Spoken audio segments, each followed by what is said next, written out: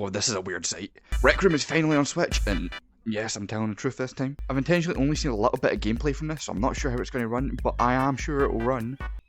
Wait, no, I'm not. What the fuck is that compressed ass loading screen, goddamn? I can see it, I can count the pixels. Anyway, starting up a game doesn't give the best first impression, and good lord, the startup time. Here's a comparison with both a PS5 and a Quest 2.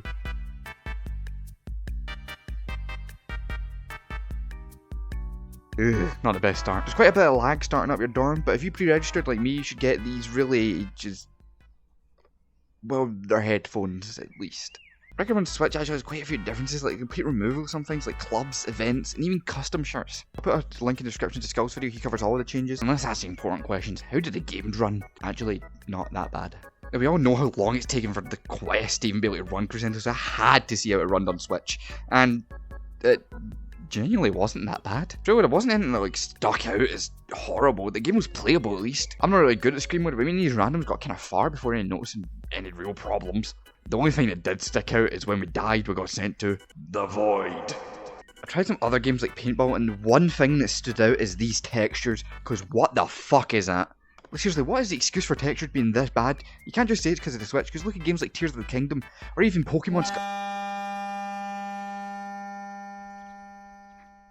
Never mind. Although some bigger games like My Little Monsters, you could see the game struggling. Also shout out Megatron, absolute goat. Now I'm going to move on to dramatic turn.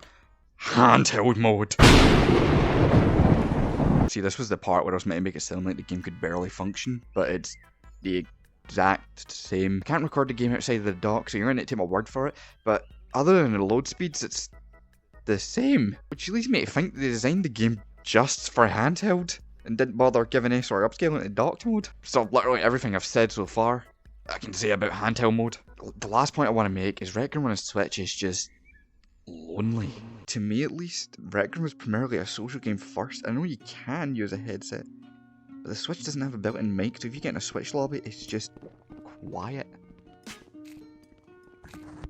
Anyway! I'm sorry. Anyway, final thoughts. Rec Room on Switch is...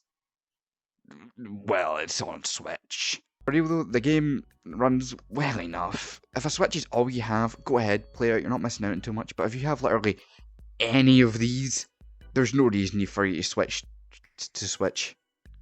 I said switch too many times there. There's no real draw to the game. In fact, it moves a lot more than it gives. Well, it doesn't give anything. So yeah, here's hoping they update it more, make it run better, upscale some textures, because there's no excuse for that. And let's just hope they actually bring a reason to play it. I've never really made a video like reviewing something like this, so if you enjoyed, let me know by clicking all the gizmos and doodads down below. I don't really know how else to end this. Oh, I'll tell you what, I'll do a really cool edit, really. Watch us. 3, 2, 1.